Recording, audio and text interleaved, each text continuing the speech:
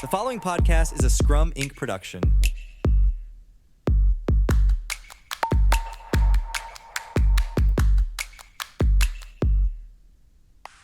Welcome back to the Agile CEO podcast designed to deliver real-world stories of leaders, innovators, and risk-takers changing the way businesses operate. I'm your host, JJ Sutherland, the CEO of Scrum Inc. Today, I'm excited to have Darrell Rigby, a partner at Bain Company and the author of Doing Agile Right, to the podcast. And Darrell, we've known each other a long time, but welcome. Glad you came on board. JJ, it's great to chat with you. Thanks for having me. So you've been working in this Agile space, God.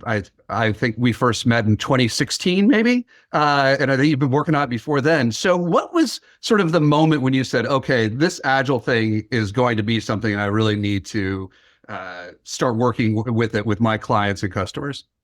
Well, that's a fun story. So back in 2005, almost exactly 20 years ago, I launched Bain's innovation practice.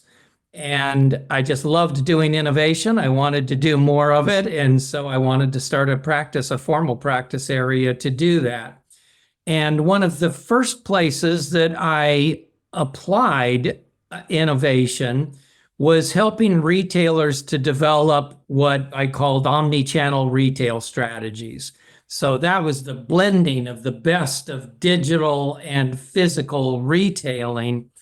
Now it seems sort of ridiculously simple, but at the time, it was a pretty interesting new concept. And so as a result, I had to work with the retailers that I'd always worked with, but started working with their technology departments and how do you apply technology to physical retail. And when I got into the technology departments, they were speaking a language that I did not understand.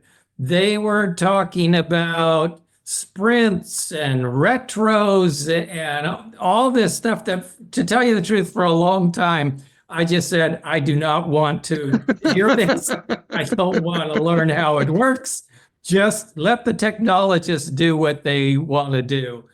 But pretty soon I found that the retailers who were best at doing omni-channel retailing were actually doing something pretty special in their technology departments that I never knew about. And they were doing Scrum. They were using Agile methods. And so eventually I figured out that I needed to learn this stuff. I took a certification course from Jeff. I loved what he was talking about. I learned more and more. Pretty soon, Jeff and I were writing some articles together about how this applied far beyond technology, that it should be part of the way a company operates. And so by then, I was a believer. I could see that the best retailers did something much better in their technology departments and others. And I just wanted to take it beyond retail to every industry I worked on in innovation. So where did you see the result when you were taking it out of technology and say, okay, this needs to be applied, to retailers or companies in general? What were the sort of business results that you saw that convinced you that this is the way to go? Well, one of the first places we started applying it was in supply chains. So, there were retailers like Amazon that were delivering packages in 2 days, 3 days. Meanwhile, at most retailers, when they started shipping packages that were ordered online, you're going to think I'm making this up. I promise I'm not. The Pony Express could deliver packages from the Midwest to San Francisco faster than retailers could get them to customers. Something is wrong with this. So we started applying Agile principles to supply chains. And then pretty soon we just found that function after function, business area after business area, it was relevant to everything, including the way that senior executives ran their companies. So we started thinking of the senior executives as an Agile team, and each of them have areas of expertise. They're a cross-functional team. Let's start thinking about running the company this whole way. So it just grew and grew. So one of the things that you emphasize a lot, we've discussed a lot before, is at that senior level, is how do you apply agile to strategic work, to strategy? And it's something that I hear a lot. It's like, oh, well, we can't do it there because that has to have this long thing. There's no way we could break that into sprints. There's no way. So how have you sort of, when they have these, traditional business practices, when you hear that from the senior executives, what do you tell them and how do you think about it?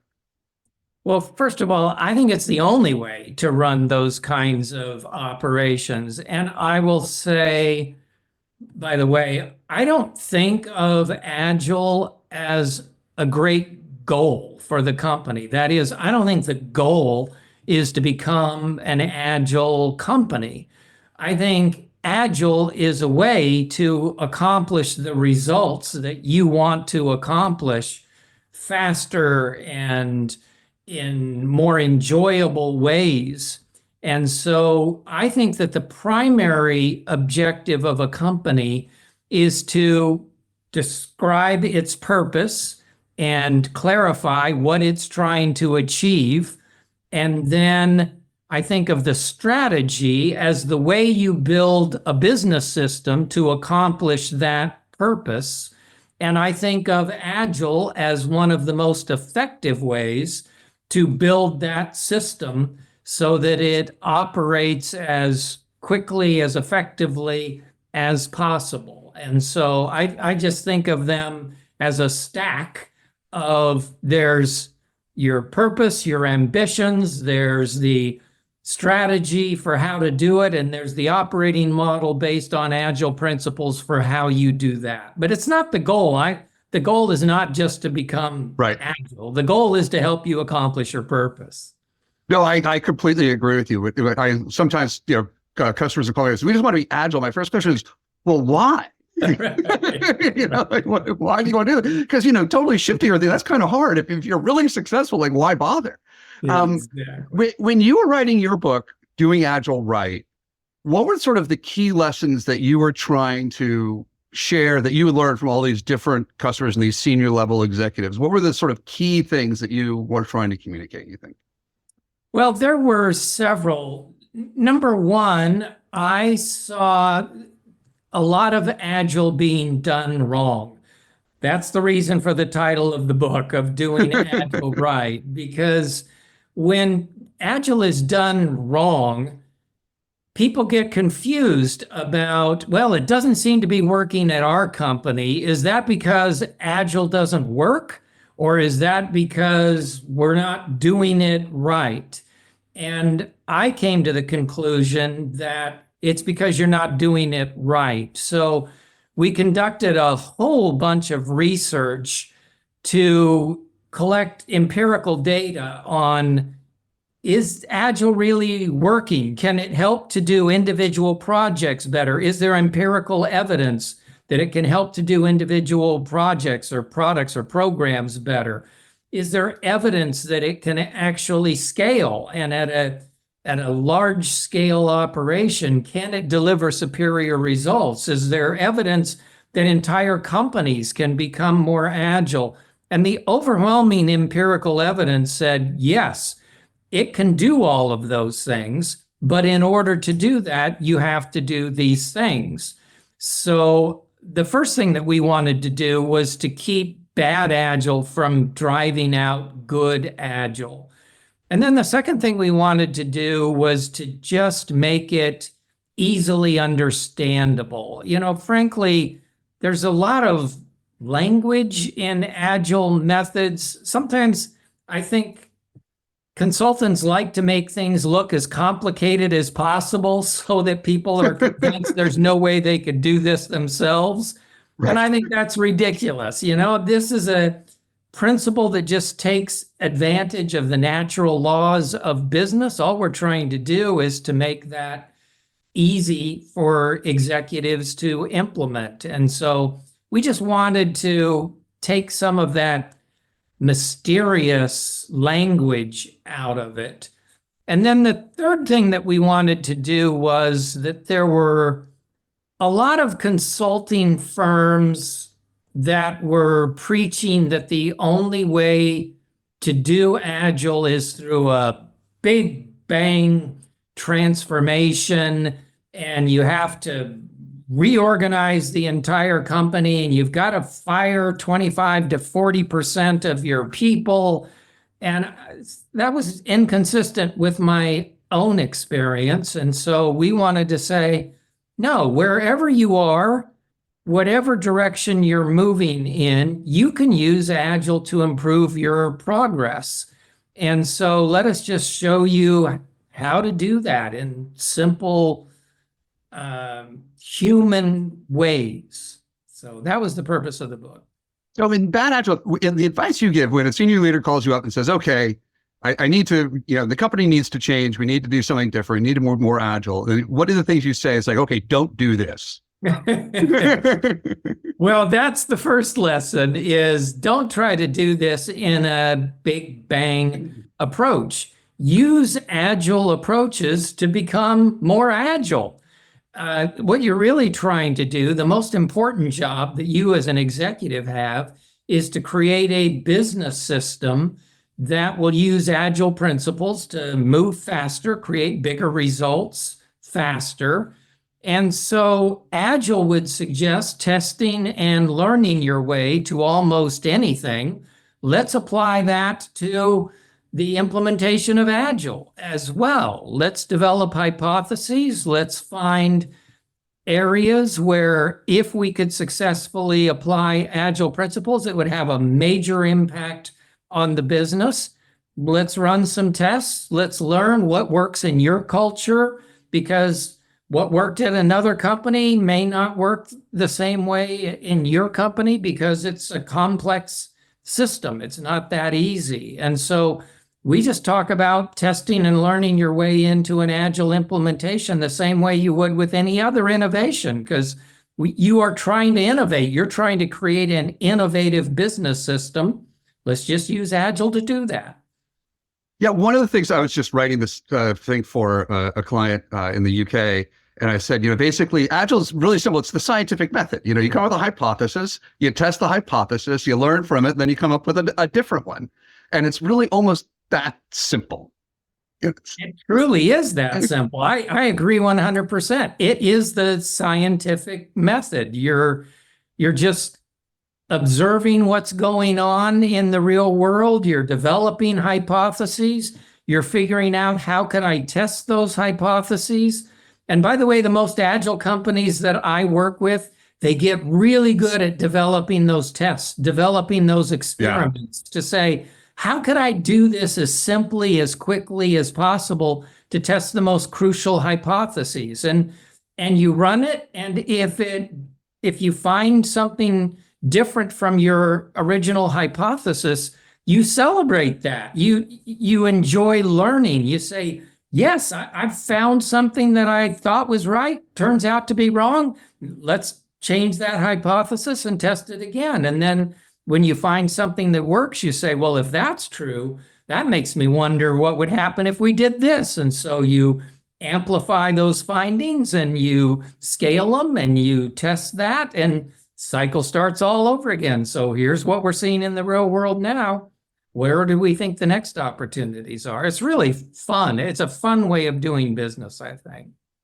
So I just, and I didn't prepare you for this question, but I just finished this morning Malcolm Gladwell's, Tipping Point. He just did a 20th anniversary and went back and looked at it. And in that book, he talks about how if you don't have enough of a critical mass, he talked about school admissions, for instance. If you only have 10% of your student body as a minority group, they're almost all tokens rather than just individuals. There's a large enough group to be individuals rather than tokens. And he said that was like 25, 30%.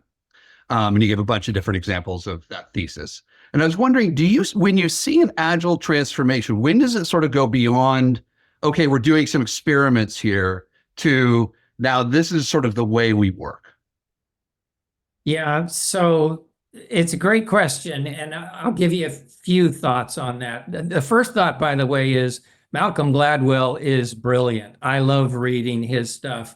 I made the mistake one time of speaking at a conference after him. Don't do that. Don't ever do that. Yeah. No, it was a terrible, terrible mistake. He's amazing. But So when people are running tests to figure out how Agile works, there are a few ways to do tests. One way is you can try an Agile team in this part of the business and another Agile team in this other part of the business and another Agile team in this part, and they can all be spread out with different people running different tests. If you gave me a choice, I wouldn't do that. If you gave me a choice, I would cluster those tests together in a common area so that you build a critical mass and you can identify all of the operating model elements that have to change around the Agile teams in order to make them effective. So if you can do that in one part of the business, you could say, oh, I see, we need to change the metrics for how we measure success in the business. Oh, I see, we need to change our strategic planning process. Oh, I see, we need to change our compensation, our rewards systems. And if you try to do all of those things and all parts of the company at the same time, you won't get anything done. So I think it's important, I think it's useful to go deep in an area and build a critical mass. And by the way, I took this approach from Malcolm Gladwell that said until you get 25, 30, 35% of the business running this way, it's not going to be visible. But once you reach that tipping point, other people will grab onto it. So what we're trying to create is just beacons of inspiration for the rest of the organization. And instead of doing a little bit everywhere, do something that is meaningful and visible so that other parts of the company will come to you and say, that's amazing. How did you do that? Well, let me explain it. And when you've got those beacons of inspiration that everybody can look at and learn from, then it takes hold pretty quickly. But if you're just making incremental progress in a whole bunch of different areas, no one will ever notice it. No one will ever make all the changes that are necessary to help it scale. So I'd rather cluster them. Yeah, I think that's what when I've seen the same thing. If you do one whole unit and all of a sudden they change, then everyone's like, oh, let's be like that. Because Right. that I see it, I actually see. And one of the things that you and I have talked about before is sort of putting guardrails on it, because I was working with this customer in a government where there's a bunch of teams, like 17 teams, and they're all just they're like, oh, we're Agile, we can do anything we want. And they're actually doing, some tech development for coordinating firefighting, like, wildfires. And none of these things can talk to each other. And I'm like, that's just crazy. So do you see that sort of like these Agile teams sort of saying, we can do anything because, oh, we're empowered Agile teams, we don't have to agree? Yeah, that's part of the problem with Agile adoption, I think, is there are a few misperceptions about Agile that I think are deadly. One misperception is Agile just means you don't have to plan. All you do is you just go out and start doing things. And obviously, for good reasons, that scares a senior executive. You say, "What?" And the other misperception is Agile just means doing whatever you want. And that's not true either. What Agile is trying to do is to teach you fundamental principles of how humans work most effectively and trying to capitalize on those. It's understanding humans, really, and what do I do to make them most effective? When I first started talking to Jeff, and I was talking to him about the way he developed Scrum in the first place, I loved what he said. And in the original Agile Manifesto, the Agile Manifesto to me was kind of written, just the term manifesto suggests that it's a revolution in the way that we think about doing business. But Jeff was talking about how he was meeting with a bunch of technology engineers and saying, how would you like to take control of your life again? How would you like to be more successful? How would you like to have people respect the work that you do. And if that's right, then let me show you how you can do that. And there's a fine balance that I think good agilists understand, because if you take it too far, and I'm sure we'll talk about this as well, if you take it too far, if it becomes overly prescriptive, if it becomes a bureaucratic method to say you do all of these things in this precise order or forget it, that's not going to work. On the other hand, if you go so far to the other side that you don't have alignment around the strategy that you're pursuing, you don't have alignment about the methods that are going to be used for doing this, then you're not going to accomplish much either. You know, most of the time when I'm talking to a company about Agile for the first time, they always want to say, well, how do I do that? How do I do that? How do I do that? I think the advantage of you and your company and people like that who are experts is that you know enough to say, in general, here are the things that we would recommend. However, they need to be customized for these particular situations. So for these functions or for these kinds of problems or for these kinds of situations, you're probably going to have to do this instead of doing that. But I think having some kind of a framework, some kind of a mental model for how it should work is a much better way to get started than, well, that's Agile, you know, good luck. Have fun storming the castle. Who knows how this is going to turn out? Yeah, I often tell customers, like, if you're building a music streaming service, you're going to do things one way. But if you're building a cruise missile, you're going to do something kind of different because you're just doing really different things with different costs of failure. So I want to talk about, you know, in Agile, and you and I have discussed this sort of like as a complex adaptive system where you don't know how it's going to work until it works. And I was just wondering if you could sort of share some of your thoughts on that. Oh, absolutely. It's a topic I love. And it's interesting that when I first started learning about Agile, I didn't recognize its appreciation for complex adaptive systems. When I talk to Jeff now, and he talks about how it was developed, he describes it all about how you interact with complex adaptive systems. But I don't know, I didn't learn that at first. But so a few things that I'd say. One is I think people confuse complicated systems with complex systems. So I think of a complicated system as like a jet, where there are thousands of parts that have to work together. But how they interact with each other, that's pretty knowable. You can engineer it precisely, and you know that if I do this, it'll have that effect. I think of a complex system as a human being, where when you inject something into that human being, you never really know the impact that it's going to have. That's the reason that when you see an advertisement for a new pharmaceutical, that at the end there are 50 watch outs for, you know, could cause blindness, could cause wait, what is it? And it's because when you put a chemical into a human body, humans are complex, and you never really know precisely the impact it's going to have in an individual human being. You know the probabilities, but just based on genetics, based on diet, based on exercise, based on all kinds of things, it's going to have a different effect.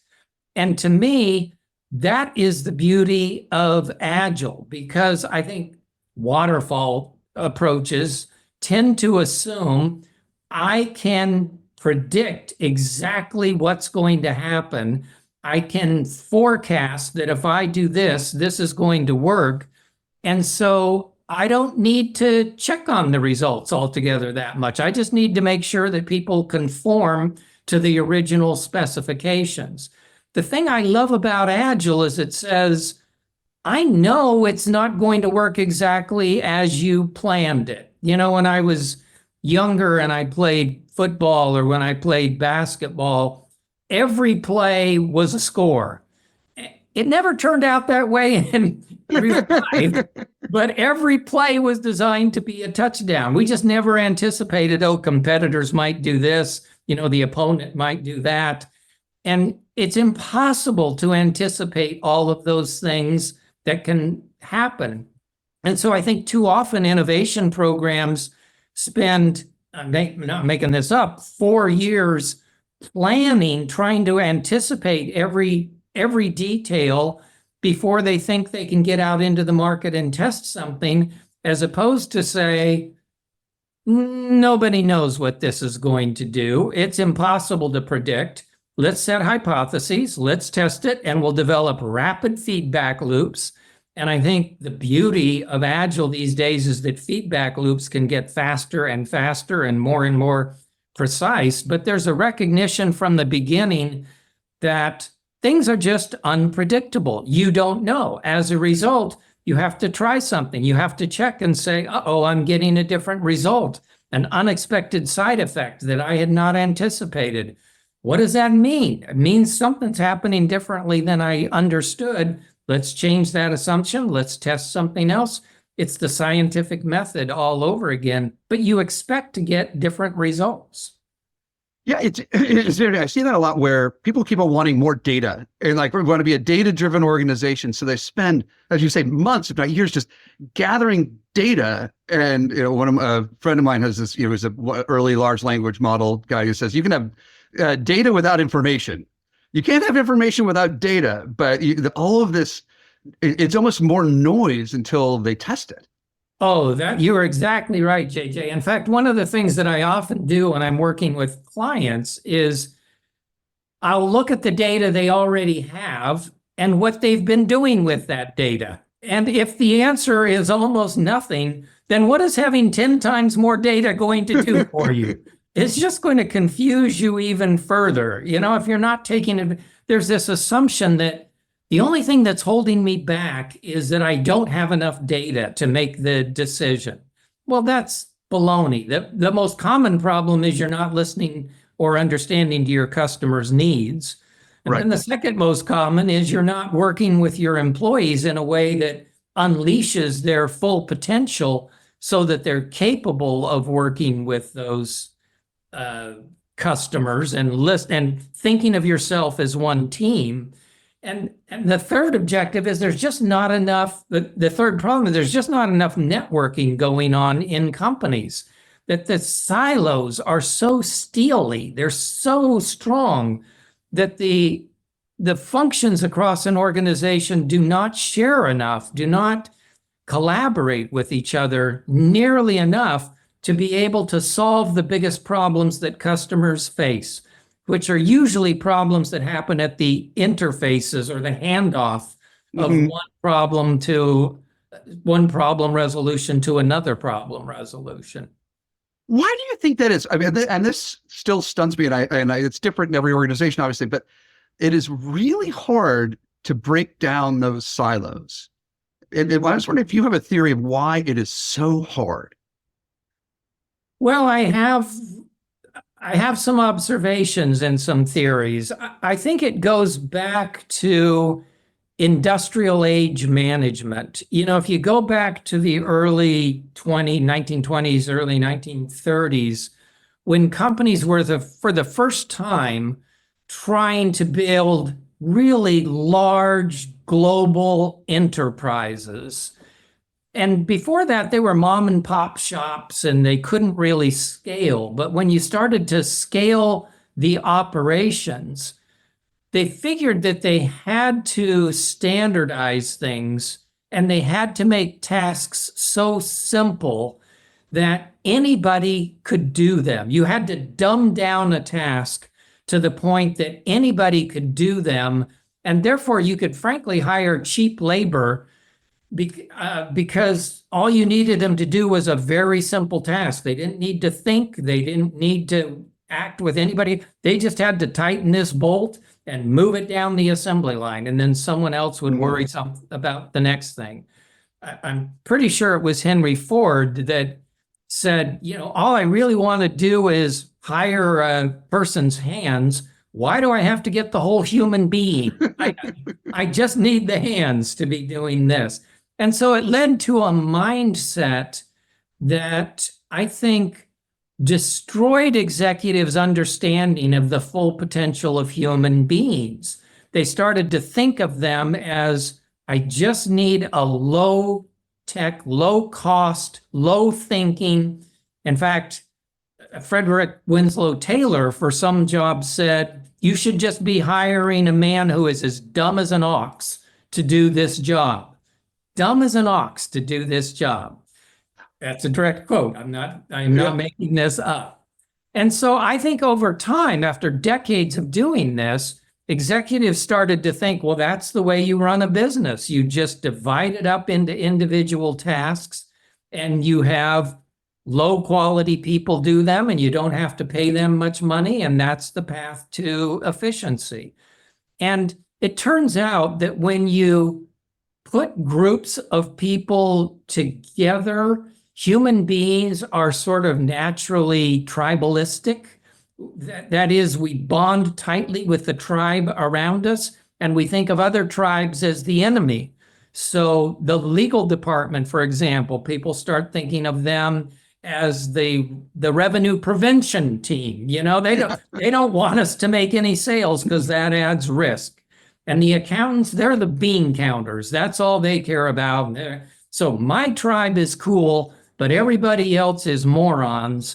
And that's just not a good way to work together. So I think one of the advantages of good agile work is when you create cross-functional teams and they start working together as a team, and somebody else in your department says, that accounting department, they're terrible. Then somebody on the team says, wait a second, I know JJ in the accounting department, and that guy's okay. Bring him in. I'm happy to work with him all day long. And just naturally working in cross-functional teams, some of those silos start coming down. People develop more respect for others, and they start thinking of their tribe as the whole company instead of their individual silo. So how do you handle, what do you recommend for like really specialized skills? Like, okay, you have a group and there's an electrical engineer and you can only afford, or a doctor, or, something that's really specialized. You can't afford to have one on every team because they'll be too expensive or it doesn't make any sense. How do you deal with that? So the way we do it is we will have a core team of people that are fully dedicated, or at least mostly dedicated to the team, the Agile team that they're working on. And I'm going to make up numbers. There might be 6 or 8 people on that team, but you don't want to get it too big. But then there are subject matter experts that should be assigned to those teams where you don't need 100% of their time, but you may need 20% of their time.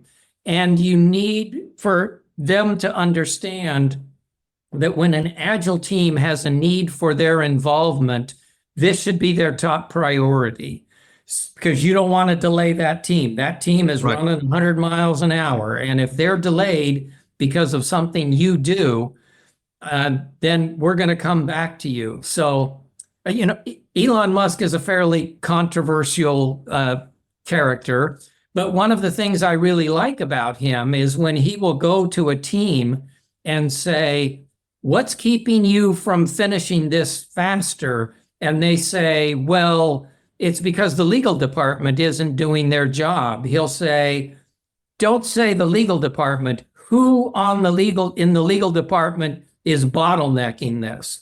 And they'll say, well, it's Darrell.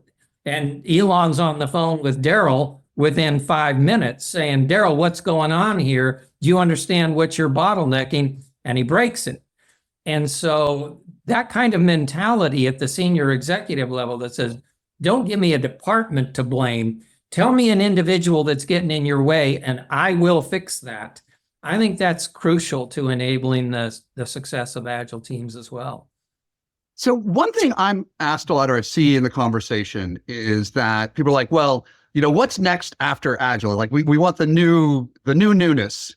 And part of it, and I'm always like, well, you want the new scientific method? I mean, I don't know. Should we call up Newton and say, by the way, the laws of motion we need to revisit? How do you respond to that when you hear that? So I do believe there are fundamental principles of Agile of human nature that will never change. And understanding those most fundamental principles is absolutely essential. But I do believe that tools will come along that will be helped by Agile and that will actually help Agile to work more effectively. And one of those tools, and I know it's rudimentary now, but it will make progress, is artificial intelligence. And I think artificial intelligence is making Agile more effective, at least in my teams. Mhm. That's the way I'm using AI with the teams, is to help networking, because it can take information from around the company and say, you do realize that so-and-so is working on this already. Should you talk to them? Or it's making the work estimation easier, which is always a difficult task to say, how long do we think this next sprint should take? But it has the ability to analyze hundreds of other projects and say, well, in other projects that have done this similar task with a similar level of complexity, it took them 8 weeks to do that. Maybe you want to talk to them about what that was. Or even drafting missions for an Agile team. What is it you're trying to accomplish? Or developing readouts for other people. Or sometimes I use AI as a surrogate customer to just kind of spar with and say, pretend you are the customer and I come with this proposal to you. What is your reaction? And it will say some dumb things because they do hallucinate, but some things that'll say, well, I don't understand why what you're doing is better than what I'm already doing here. Explain to me how I have to change it. And I say, oh, okay, hadn't thought about that. And so I do think AI will make Agile more effective and more fun so that Agile teams can work on the things they enjoy and leave some of the drudgery and analytics that are difficult to artificial intelligence bots. Yeah, I'm very much of the let the robots do what the robots are really good at, and let the humans do what humans are good at. But it is interesting when you talk to Agilists or people who have been sort of, who do, as you were saying, like Agile by rote, rather than seeing what are those fundamentals that we're trying to empower and accelerate. And they're almost resistant to it. And which I find, because I had one customer call up, I don't know, about 6 or 8 months ago, says, I have 3,000 Scrum Masters, which costs you like $100 million a year. How do I know if they're actually delivering, some X of $100 million? Because that's a lot of money. Yeah, the biggest problem, I think, with Agile these days is that too many executives have taken a fairly simple concept. I don't mean to demean it. It's simple in its elegance, actually, for this is how the world works. And if the executive is not careful, a bureaucrat can turn an Agile team into a bureaucratic team that is no better than it was before. It's a bureaucrat telling a team, do what I say faster than before. And that's not Agile. When it becomes overly complicated, overly bureaucratic, what is that old saying? A fool with a tool is still a fool. You can put Agile tools in the hands of a bureaucrat, and they can still be a bureaucrat if you don't change their mindsets.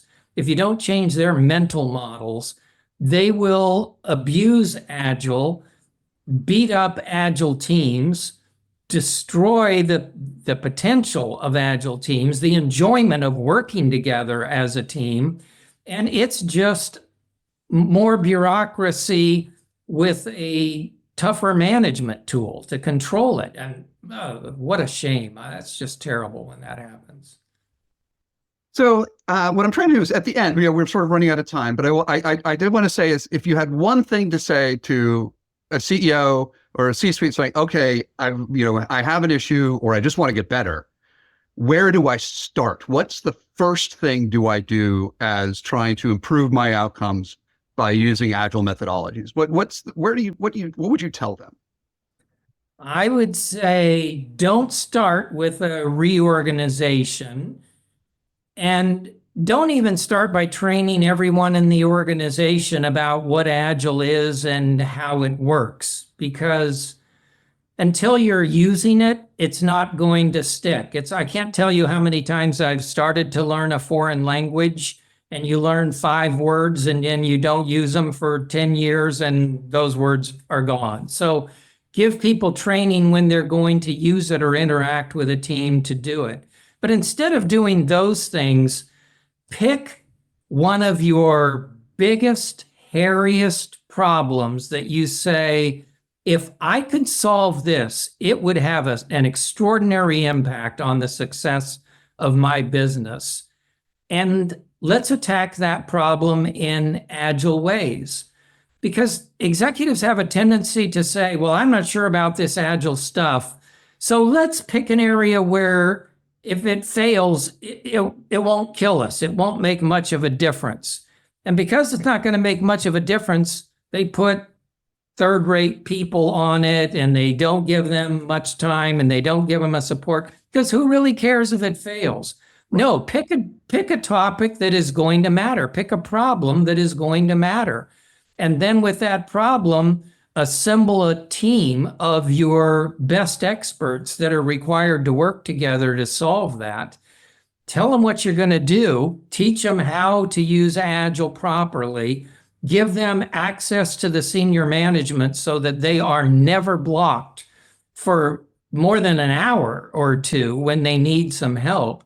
Free them up and just let them do what they're capable of doing, and be surprised when you find how good people can really be. And then after you create a success story, publicize it, let people know about it, share it with other people, and just start scaling it. Take it to 2 teams, take it to 4 teams.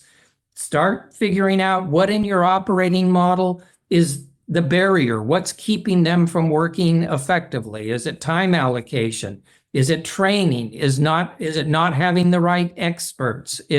What is, in the theory of constraint sense, what is the constraint that is keeping me from going faster and creating better results here? And just keep knocking them off one by one. It's fun. It should be fun. As Jeff, my father always says, if you're not having fun, you're doing it wrong. Well, Darrell, thank you so much for talking. Darrell Rigby is a partner at Bain Company, the lead of their Agile and Innovation practice. And thanks so much for sharing your insights, Darrell. My pleasure. Thank you for having me. The Agile CEO is brought to you by Scrum Inc. In today's fast-paced world, adaptability is key. Our expert consulting services tailor transformations that drive measurable success, creating resilient, high-performing organizations. Whether you're leading a team, managing an organization, or guiding enterprise-level change, we're here to support your journey. Transform with confidence and achieve the outcomes that matter. Learn more at scruminc.com.